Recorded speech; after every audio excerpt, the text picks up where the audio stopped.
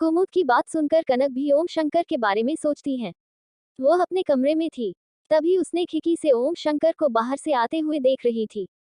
उसके हाथ में दर्द था लेकिन चेहरे पर एक शिकन तक नहीं थी, जैसे दर्द से उसका पुराना नाता हो। उसने ऐसा किया ही क्यों?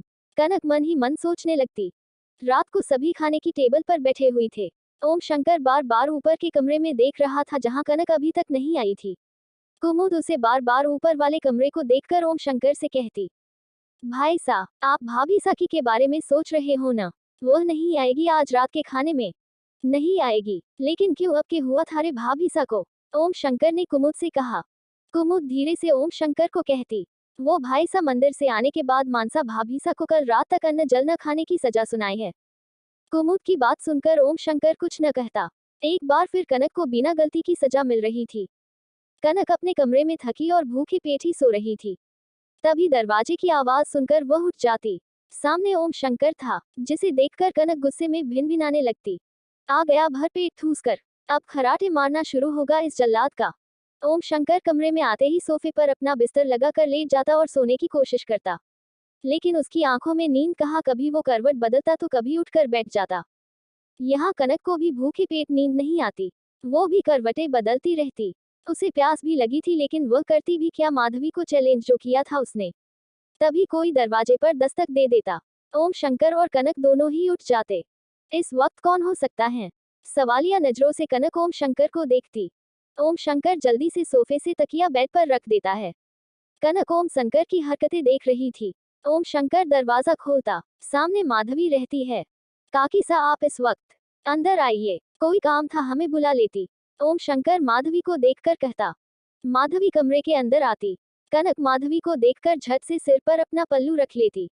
माधवी कनक को देखकर कहने लगी, आपके लिए बूटी का लेप लाया थे, आपके घाव के लिए। इसकी क्या जरूरत थी काकी सा, हम ठीक है। ओम शंकर माधवी से कहता है, हमें पता है शंकर, आप अपना दुख दर्द किसी से नहीं कहते, यहाँ तक कि अपने चेहरे पर भी नहीं आने देते। लेकिन हम आपकी काकी सा है, आपको दर्द में कैसे देख सकते थे, और वह दर्द जो किसी और के कारण आपको पहुंची हो। माधवी कनक को ही तिरछी नजरों से देखकर कहती, काकी सा हम ठीक है, हमारा विश्वास कीजिए। ओम शंकर माधवी का हाथ थामे हुए कहता, हम चलते हैं शंकर, आप आराम कीजिए।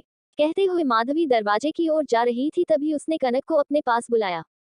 बिंदनी सा, हमें आपसे कुछ बात करनी है, आप यहाँ आइए हमारे साथ। जी काकी सा। कनक माधवी के बुलाए जाने पर उनके पास गई। वैसे हमें पता है हमारे कहने पर भी आप वो काम करोगी नहीं, लेकिन एक बिंदनी होने नाते ये आपका धर्म है। आप शंकर के हाथ पर जड़ी बूटी का लेप लगा देना, क्योंकि वह खुद से नहीं लगाएंगे और हम उन्हें दर्द में देख नहीं सकते। न जाने कौन सी वो मनहूस घड़ी थी, ओम शंकर ने आपसे शादी की थी। कहते हुए माधवी बिना कनक के कुछ कहे ही चली जाती है। माधवी ने जैसा कहा था ठीक वैसा ही ओम शंकर ने किया। वो बिना जड़ी बूटी के लेप लगाए ही दोबारा से अपना तकिया लिए सो गया। कनक माधवी की बात गौर करती है लेकिन वो ओम शंकर के पास जाना भी नहीं चाहती।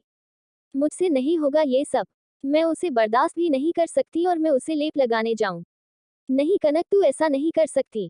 ये खूनी है, तुझे अनाथ किया इसने, और किस रिश्ते से तू उसे लेप लगाने जाएगी? एक जबरदस्ती के रिश्ते में। ये रिश्ता कोई मायने नहीं रखता, क्योंकि इसे जबरदस्ती से बांधा गया है।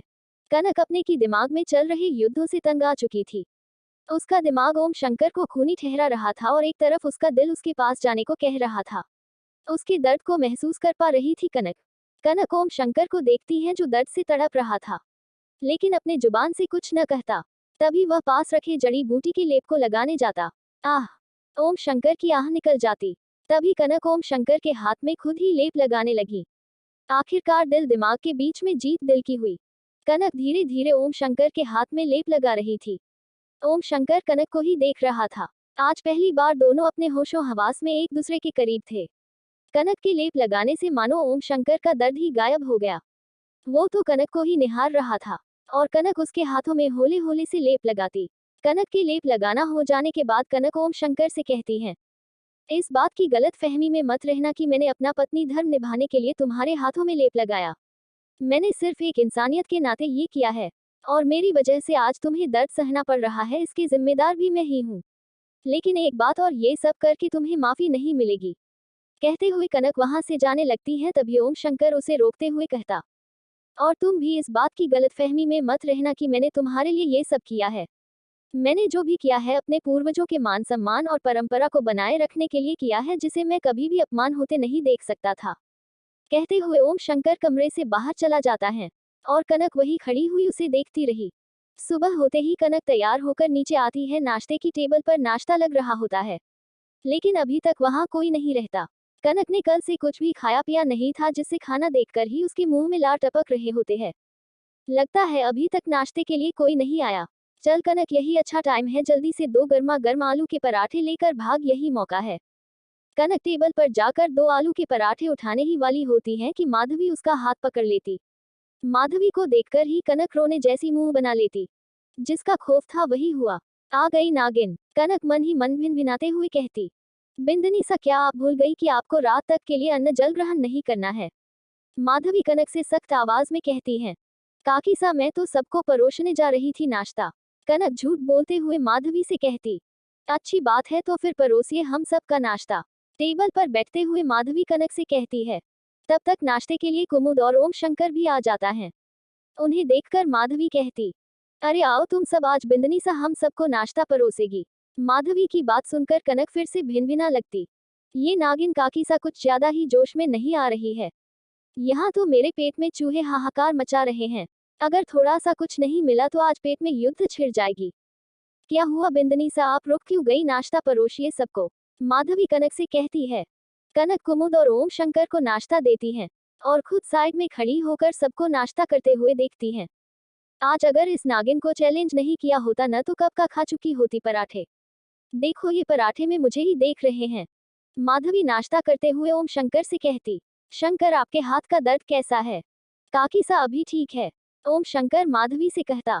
आपने वो जड़ी बूटी की लेप लगा ली थी ना? माधवी ओम शंकर से कहती।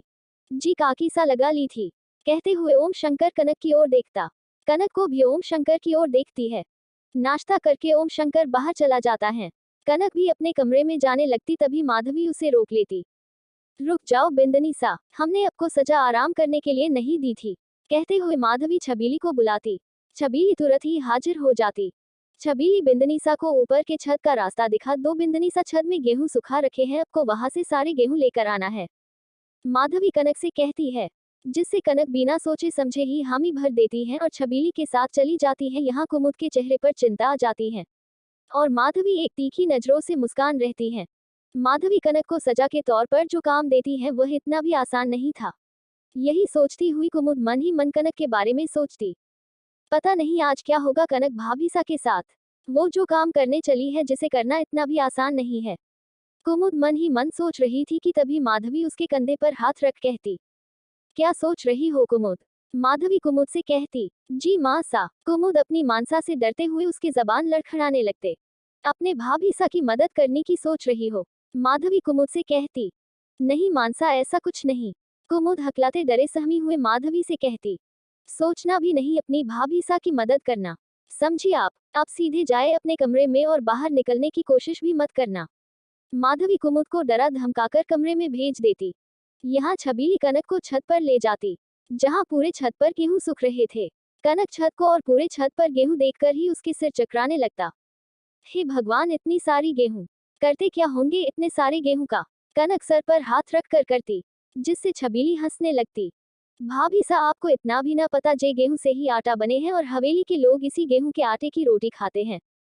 क्या इसी गेहूं के आटे की रोटियां बनती हैं? कनक आंखें फाड़े हुए छबीली से कहती। हाँ भाभी सा, अब आपको यही गेहूं को अच्छे से साफ कर इस टोकरी में भरकर नीचे लेकर आना है। छबीली बहुत ही सरलता से कनक को कहती। कनक की तो सुनकर ही हवाएं उड़ जाती। क्या मुझे ये सारे गेहूं नीचे लेकर जाना है? इसमें तो बहुत टाइम लग जाएगा। कनक फटी आंखों से छबीली से कहती। अब जी तो आपको ही करना होवे है भाभी सा, छोटी मालकिन का आदेश होवे है। अब मैं तो चालू हूँ, महारे को घनी काम होवे है। कहते हुए खिलाती हुई छबीली चली जाती। कनक फटी आंखों से गेहूं को ही देखती कभी जाते हुए छबीली को। क्या कनक अपनी सजा पूरी कर पाएगी? क्या है माधवी की चाल? अगला भाग सुनने के लिए चैनल को सब्सक्राइब जरूर करें।